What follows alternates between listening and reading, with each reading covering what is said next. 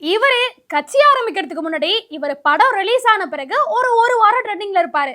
ஆனா இப்போ அரசியலுக்கு வந்துட்டு கட்சி ஆரம்பிச்ச பிறகு இவரை தினம் ட்ரெண்ட் பண்ணிட்டு இருக்காங்க அவங்களோட நண்பிகள். அதுதாங்க அரசியல் பண்றோன்ற பேர்ல அட்டுழியம் பண்ணிட்டு அசிங்கப்பட்டு சுத்திட்டு இருக்க அணில் குஞ்சுகள் பண்ண அலப்பறையை தான் இந்த வீடியோல பார்க்க போறோம். முதல் வீடியோவே ஒரு பயங்கரமான அணில் பண்ண ஒரு அலப்பறையை தான் பார்க்க போறோம். ஆரம்பிக்கிறது இந்த வீடியோல ஆரம்பிச்சா வீடியோ மொத்தமும் அமோகமா இருக்கும்னு நினைக்கிறேன். மங்களகரமா மஞ்சள்ல ஆரம்பிக்கிறோம். உட்கார போறாரு எம்ஜிஆர் எப்படி 10 நாள் ஜெயிச்சாரா எங்கால் வீட்டுல டீ சாப்பிட்டு அழகா ஜெயிப்பாரு.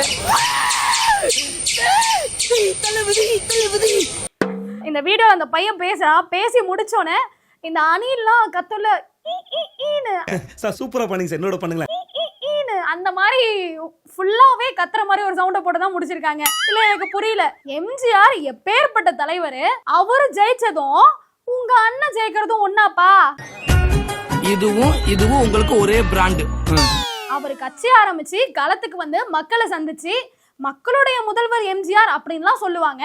உங்க அண்ணா இப்பதான் கட்சி ஆரம்பிச்சாரு, அதுவும் கரெக்டா எலெக்ஷனுக்கு 1 வருஷத்துக்கு முன்னாடி கட்சி ஆரம்பிச்சுட்டு வீட்டுல டீ சாப்பிட்டுக்கிட்டே ஜெயிப்பாராம். அவங்க அரசியல் பண்ணாங்க, ஆனா நீங்க அட்டூழியெல்லாம் பண்ணிட்டு சுத்துறீங்க. அடுத்ததா இப்போ ஏதாவது ஒரு கட்சியில தொண்டர்களா ஜாயின் பண்ணிட்டாங்கன்னு வைங்களேன், எப்படியாவது அந்த கட்சியில ஒரு சீட்டாவது வாங்கிடணுப்பா அப்படின்ற மாதிரி தான் கஷ்டப்பட்டு எல்லாருமே உழைச்சு மேல வருவாங்க. ஆனா தாவேக்கால இருக்கக்கூடிய தொண்டர்கள்னு சொல்லலாமா, இல்ல ரசிகர்கள்னு சொல்லலாமா, இல்ல கிறுக்கர்கள்னு சொல்லலாமா? ஐயோ பாவம், அவரே கன்ஃபியூஸ் ஆயிட்டார். சரி, ஏதோ ஒண்ணு. தாவேக்கால இருக்கக்கூடிய என்ன பண்றாங்க, அவங்க தலைவர் ஜேவி உட்காந்து ஏந்திரிச்சு போன சேர்ல உட்காந்து போட்டோ எடுத்துட்டு இருக்காங்க. அந்த வீடியோவை பாருங்களேன். இதுக்கு நம்ம அண்ணன் சீமான் ஒரு தக்கான ஒரு ரிப்ளை ஒண்ணு கொடுத்திருக்காரு. அவன் இருந்துட்டு போன நாட்டாரியை கட்டி பிடிச்சி படம் எடுத்துக்கிட்டே இத பாக்குறவன், உலகத்துல பாக்குறவன் இந்த இனக்கூட்டத்தை கேடு கட்ட இனம் நினைக்க மாட்டானா? சொல்லுங்க. மானமும் வீரமும் உயிரென்று வாழ்ந்த ஒரு இனக்கூட்டம் இப்படி மானம் கட்டு போய் அவர் இருந்து எந்திரிச்சு போயிட்டாரு. அந்த உதல போய் உட்கார்ந்து படம் எடுத்துட்டு வரும். பைத்தியக்கார கூட்டம் நினைக்க மாட்டானாடா? ஒரு இனம் கேளிக்கைகளையும் பொழுதுபோக்குகளையும் அதிக நாட்டம் கொண்ட ஒரு இன மக்களை புரட்சிக்கு தயார் செய்ய முடியாது. இப்படி எல்லாம் அண்ணன் பேசும்போது தாங்க உள்ள இருந்து ஒண்ணு எழுந்து வந்து ஓட்டு அண்ணனுக்கு தான் போடணும் அப்படின்ற மாதிரி தோணுது. இது ஆக்சன் மேடம். ஆனா மத்த மேடைகள்ல பேசுறத கேட்டா அப்படியே புஸ்வானமா அமுங்கி உள்ள போயிருது. இவருக்காகவா சில்லறையை செதற விட்டோன்ற மாதிரிலாம் கூட சில சமயம் யோசிச்சிருக்கேன். ஆனாலும் இந்த வீடியோக்கு அண்ணன் சொல்றது சரியான ஒரு விஷயம் தாங்க. ஒரு தலைவர், நீங்க அவர் கூட போட்டோ போடுங்க, சரி, உங்களுக்கு அவர் மேல இருக்க அதீத அன்பால அவர் கூட போட்டோ எடுக்கிறீங்கன்னு ஒத்துக்கலாம். ஆனா அவர் உட்கார்ந்து ஏந்திரிச்சு போயிருக்காரு இந்த மாதிரி ஒரு சேரு, அதுல தமிழக வெற்றி கழக தலைவர்னு ஒரு பேப்பர்ல ஒட்டி இருக்காங்க, அதுல உட்கார்ந்து போட்டோ எடுக்கிறாங்க. அந்த சேருக்கு பின்னாடி நின்னு போட்டோ எடுக்கிறாங்க, அந்த சேர் பக்கத்துல உட்கார்ந்து போட்டோ எடுக்கிறாங்க. இவ்வளவுதாங்க நம்ம அணில்களோட அரசியல் அறிவுன்றது. இதுல இவங்களை வச்சுக்கிட்டு 2026ல ஆட்சியை வேற அமைக்க போறாங்களா? சும்மா காமெடி பண்ணிட்டு சுத்திட்டு இருக்காங்க போங்க. இப்போ ஏதாவது ஒரு மாநாடு எல்லாம் நடக்குதுன்னு வச்சுக்கோங்களேன், அங்க போகக்கூடிய தொண்டர்கள்ல ஒரு சில பேர் தான் வந்து கிரிஞ்சா பண்ணிட்டு இல்ல கோமாளித்தனமா பண்ணிட்டு சுத்துவாங்க. ஆனா இவர் நடத்தக்கூடிய மாநாடா இருக்கட்டும், இல்ல ஆர்ப்பாட்டமா இருக்கட்டும், இல்ல அவர் வராரு ஏதோ ஒண்ணு சொல்றாருன்னா கூட அங்க வரக்கூடிய தொண்டர்கள் பண்ணக்கூடிய அலப்பறன்னு இருக்கு பாத்தீங்களா, அவங்கள தொண்டர்கள்னே சொல்லக்கூடாது, ரசிகர்கள் பண்ற அலப்பறம் இருக்கு பாத்தீங்களா, தாங்க முடியாதுங்க. இந்த மாதிரி அங்கங்க நடந்த ஒரு சில விஷயம் எல்லாத்தையுமே சேர்த்து ஒரு வீடியோ ஆக்கி வச்சிருக்காங்க, அதை பாத்துருவோம். இப்படி இருக்க கூடாது, எப்படி இருக்கணும் தெரியுமா?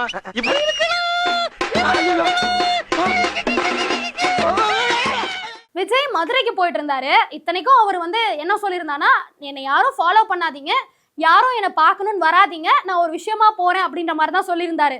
அதை கூட கேட்காம நம்ம அணில்கள் பண்ண அலப்பறை இருக்கே, அப்பா தாங்க முடியலங்க. அதுவும் அவர் அந்த வேன் மாதிரி இருக்கு, அது மேல ஏறி நின்றுருக்காரு, அதுல ஒருத்த மரத்துல இருந்து தொப்புன்னு குதிக்கிறானுங்க, அதுல ஏறி குதிக்கிறானுங்க. இப்ப தெரியுதா நம்ம ஏன் ஜேவியோட ஃபேன்ஸ் அணில்னு சொல்லிட்டு சுத்துறோன்னு. எங்கடா போறாங்க இவங்கலாம்? எங்கடா போறாங்க? எங்கடா போறீங்க எல்லாரும்? படப்பிடிப்புக்கு தானே போறீங்க, சொல்லாம போலாமே. கட்சிக்காக இது நல்லதுதான் அப்படின்றது விரும்புற காரணத்தால தான் அவர் சொல்லிட்டு போறாரு. நான் மதுரைக்கு போறேன், யாரும் வராதீங்கன்னா நான் மதுரைக்கு போறேன், என்ன பார்க்க வாங்கன்னு இன்னொரு பொருள் எனக்கு அப்படி புரியுது. நீங்க நினைக்கலாம் ஏதோ கோமாளி மாதிரி ஏதோ பண்ணிட்டு இருக்கானம்மா அப்படின்னு, ஜோக்கர் மாதிரி அப்படின்னு. உண்மையிலே ஜோக்கர் தான். கடைசியில இது வீடியோ பாக்குற அளவுக்கு ஒன்றும் அவ்வளோ காமெடியாலாம் இல்லை. கடைசியில முடிக்கும் போது நீங்க நினைக்கலாம் ஜோக்கர் மாதிரி ஏதோ பண்றேன்னு, உண்மையிலேயே நான் ஜோக்கர் தான்ற மாதிரி இந்த கூல் சுரேஷ் பேசியிருப்பார்ல, அந்த கிளிப்பை வச்சு முடிக்கிறாங்க. நம்ம ஏன் நம்ம அண்ணனை ஜேவின்னு கூப்பிடுறோன்ற காரணம் உங்க எல்லாருக்குமே தெரிஞ்சிருக்கும். ஜோசப் விஜய் கிடையாதுங்க, ஜோக்கர் விஜய்.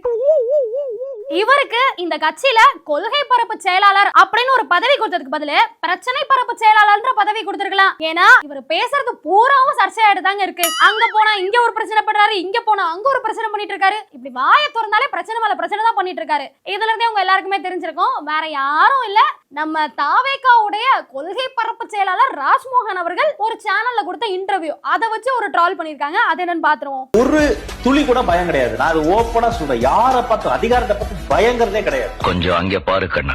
அம்மா அவர்கள் தமிழகத்தில் எவ்வளவு நல்ல விஷயங்கள் அவங்க செஞ்சுட்டு இருக்கிறாங்க. எந்த தலைவா பிரச்சனையிலையும் தலையிட்டு இதுக்கு ஒரு நல்ல முடிவு கொடுத்து கூடிய சீக்கிரம் இதை ரிலீஸ் பண்ணுவாங்கன்னு நாங்கள் நம்புறோம். இப்ப வந்து எங்க தலைவருக்கு எதை பார்த்துமே பயம் இல்ல, அது இல்ல இது இல்லன்றாரு. எனக்கு ஒரே ஒரு கேள்விதான் இருக்கு, யாருக்குமே பயம் இல்ல, எதை பார்த்தும் பயம் இல்ல அப்படின்னா எதுக்கு உங்க தலைவர் பிரஸ் மீட்டே கொடுக்க மாட்டேன்றாரு? நீங்க உடனே தூக்கிட்டு வராதீங்க. ஒரே ஒரு பிரஸ் மீட் தான் கொடுத்திருக்காரு. கட்சி ஆரம்பிச்சு ஒரு வருஷத்துல ஒரே ஒரு பிரஸ் மீட் தான் கொடுத்திருக்காரு. ஏதாவது ஒரு தலைவருடைய நினைவு தினம்னா கூட பனையூர் ஆபீஸ்ல வச்சிருக்க சிலைக்கே மாலை போடுறாரு. இது எதனால? எவ்வளவு யோசிக்க வேண்டியிருக்கு பாத்தீங்களா? அதான் பதில். அப்போ உங்க கட்சி தலைவருக்கு எதை பார்த்தும் பயம் இல்ல. இப்ப பொதுவாவே ஒரு தலைவர் அப்படின்னா ஏதாவது ஒரு பேரிடர் வருதுன்னா அந்த இடத்துக்கு போயிட்டு அங்க மக்களுக்கு என்ன தேவை, அங்க இருக்கக்கூடியவங்களுக்கு எது வேணும், எதனால பாதிக்கப்பட்டிருக்காங்கன்னு கள ஆய்வு பண்ணணும். ஆனா நம்ம ஜேவி என்ன பண்ணாரு, வெள்ளம் வந்தப்போ வெள்ள நிவாரண நிதி கொடுக்குறேன் அப்படின்னு சொல்லி அங்க பாதிக்கப்பட்ட மக்களை இவரு வீட்டுக்கு வர சொல்லி ஏதோ கொஞ்சம் கொடுத்துட்டு போட்டோ எடுத்துட்டு அனுப்பி விட்டுருக்காரு. இவருக்கு யாரை பார்த்தும் பயம் இல்லையா, எதை பார்த்தும் பயம் இல்லையா? என்ன கதையா இருக்கு இதெல்லாம்? இப்போ இந்த காலகட்டத்துல பேரண்ட்ஸ் பண்ற ஒரு பெரிய தப்பு என்ன தெரியுமா? இந்த படிக்கிற பசங்க கிட்ட சரி, சின்ன சின்ன பசங்க கிட்டயும் சரி, அடம் பண்ணிச்சிங்கன்னா போன் எடுத்து கொடுத்துட்றாங்க. அந்த போனை வச்சுக்கிட்டு இதுங்க பண்ற அலும்பு அட்டகாசம் இருக்கே, தாங்க முடியல. அதுவும் பள்ளிக்கூட லீவ் மட்டும் விட்டாங்கன்னு வைங்க, தொலைஞ்சோம் நம்ம. அப்படி ஒரு ரீல தான் இப்ப எடுத்து வச்சிருக்கேன். 2026ல தளபதி ஜெயிச்சிருவாரடா. டேய் அவர்தான்டா 2026ல சிஎம். டேய் தளபதி ஜெயிச்சிட்டாருன்னா இனிமேல் படம் நடிக்க மாட்டாருலடா. டேய் அவர் ஜெயிச்சிட்டா கூட 1-2 படம் நடிப்பாரா, அவர் தோத்துட்டாருன்னா இனிமேல் படமே நடிக்க மாட்டாரா. அவர் நம்மளுக்காண்டி தான் 300 கோடி ரூபாய் சம்பளத்தை விட்டுட்டு இப்ப அரசியலுக்குள்ள வந்திருக்காருல. ஓ பெல் அடிச்சாங்க பாரு, முட்டி போட வைக்க போறாங்க. போடா ஓரேல மிஸ்ஸிட்டு வந்து மாட்டி விடுவா. போடா. லிட்டரலி தாவேக தொண்டர்கள்லாம் வந்து இப்பதான் பள்ளிக்கூடம் போயிட்டு இருக்காங்க. எனக்கு தெரிஞ்சு 2056ல ஜெயிக்கிறதுக்கு வாய்ப்பு இருக்குன்னு நினைக்கிறேன். ஏன்னா அவங்க ஸ்கூல் முடிச்சு காலேஜ் முடிச்சு அவங்களுக்கு 18 வயசு ஆகி ஓட்டர் ஐடி வந்து அதுக்கப்புறமா தான் அவர் சிஎம் ஆவாரு. யாருங்க இவனுங்களா? இவனுங்களுக்கு யாரு இந்த ஸ்கிரிப்ட் எல்லாம் எழுதி கொடுக்கறானே தெரியல. வாய்க்கு வந்தபடியெல்லாம் பேசிட்டு சுத்திட்டு இருக்கானுங்க. இவனுங்களோட வேலை என்ன தெரியுமா? இந்த மாதிரி ஒரு 10 வீடியோ போடுவானுங்க, இவனுங்களை கலாய்க்கிறோம்னு சொல்லி இவனுங்களை ட்ரெண்ட் பண்ணி விட்டுருவானுங்க. ஒரு 15 வீடியோக்கு அப்புறம் டிஎம் ஃபார் பெய்டு ப்ரமோஷன் அப்படின்ற மாதிரி இதை வச்சே பெய்டு ப்ரமோஷன் மட்டும் சுத்துவானுங்க. அதுவும் இல்லாம இத்தினி கிடக்கே இதுங்கெல்லாம் கூட நான் டிவிகேல தொண்டர் தெரியுமா, நான் டிவிகேல ஜாயின் பண்ண தெரியுமான்லாம் வேற சொல்லிட்டு சுத்துறானுங்க. இவனுக்கு கையில அரசியல் போச்சுன்னா நாளைக்கு நாடு எப்படி இருக்கும் நினைச்சு பாக்குறதுக்கே கன்றாவியா இருக்குங்க. இதுல இன்னொரு தரக்கான் டிவிகே தொண்டரா, அவனை கலாச்சோன்னு வைங்களேன், மதுரையில இருக்கக்கூடிய டிவிகே ஐடிவிங் இன்ஸ்டாகிராம் ஐடி வருமா. நம்மளெல்லாம் அடிச்சா யாராவது அக்கம் பக்கத்துல இருக்கவங்க வருவாங்க கேட்கறதுக்கு. ஆனா இவனுங்க ஐடிவிங் வருமா கேட்கறதுக்கு, அதுவும் இன்ஸ்டாகிராம் ஐடி வருமா. என்னத்த சொல்ல.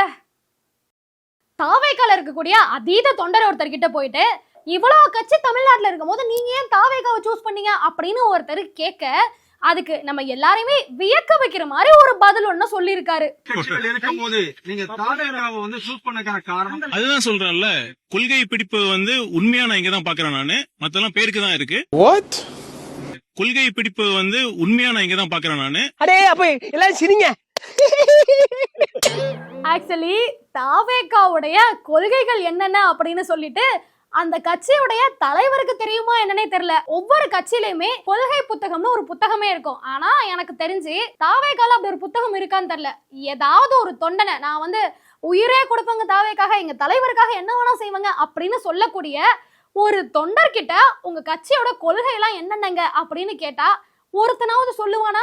ஏன்னா ஒரு பயலுக்கும் தெரியாது. அவங்க தலைவனுக்கு தெரிஞ்சாதானங்க தொண்டனுக்கு தெரியும். தலைவனுக்கே இங்க தெரியல. இதுல தொண்டர்கள்லாம் ஏமாத்துறோம். இந்த மாதிரி அணில் குஞ்சுகளை வச்சுக்கிட்டு இவர் அடுத்த வருஷம் ஆட்சியை பிடிப்பாரா, 2026ல அறுத்து தள்ளிடுவாராம். போங்க. குரு ராகு இல்லாம ஒருத்தனால இன்டர் காஸ்ட் மேரேஜ் பண்ண முடியாது, கலப்பு திருமணம் பண்ண முடியாது. அப்ப குரு சண்டால யோகம்ங்கிறது இங்க நெகட்டிவ் இருக்கு, பாசிட்டிவ் இருக்கு. அப்ப என்னன்னா ஒரு கிரகங்கள் சேருவதை சேர்க்கையாக பலன்களாக புரிஞ்சு கொண்டு சொல்ல வேண்டும். ஃபார் எக்ஸாம்பிள் இந்த பள்ளி கத்துறது, போட்டோ கீழே வந்து உடையிறது, இல்லை வேணாம் அப்படின்னு நம்ம நினைக்கிற அளவுக்கு ஒரு ஆக்டிவிட்டி நடக்கிறது, ஒரு காரியம் பேசி லைட் ஆஃப் பண்ணுறது, லைட் ஆஃப் ஆகிறது, இதெல்லாம் இந்த இயற்கை நம்மளோட பேசிட்டு இருக்கு. இந்த வடமேற்கு மூலையில படிக்கட்டுக்கு அடியில் டாய்லெட் போட்டிருந்தாலோ, வடமேற்கு மூலையில படிக்கட்டு கட்டி அதை மூடிய அமைப்பாக வச்சிருந்தாலோ, வடக்கு தெருக்குத்துல வீடு அமைஞ்சிட்டாலோ அவங்களுக்கு இது மாதிரி த்ரெட்டிங் வரும். இந்த மாதிரி ஆன்மீகம் மற்றும் ஜோதிடம் சார்ந்த இன்னும் பல வீடியோக்கள் பார்க்கணுமா? மறக்காம திருவருள் டிவிக்கு சப்ஸ்கிரைப் பண்ணுங்க. திருவருள் டிவியுடைய சேனல் லிங்க் இந்த வீடியோடைய டிஸ்கிரிப்ஷன்ல இருக்கு. உலக தமிழ் சொந்தங்களுக்கு வணக்கம். நான் ராஜவேல் நாகராஜன். பேசு தமிழா பேசு வலையொலியுடைய வளர்ச்சிக்கு நீங்களும் உறுதுணையாக இருக்கணும்னு நினச்சிங்கன்னா இந்த வீடியோடைய டிஸ்கிரிப்ஷனில் இருக்கக்கூடிய ரேசர் பே லிங்கை கிளிக் பண்ணுங்கள். அந்த லிங்க்கில் போயிட்டு உங்களுக்கு விருப்பமான தொகையை பேசு தமிழா பேசுவனுடைய வளர்ச்சிக்கு உங்களுடைய பங்களிப்பாக நீங்கள் கொடுக்கலாம். நன்றி, வணக்கம்.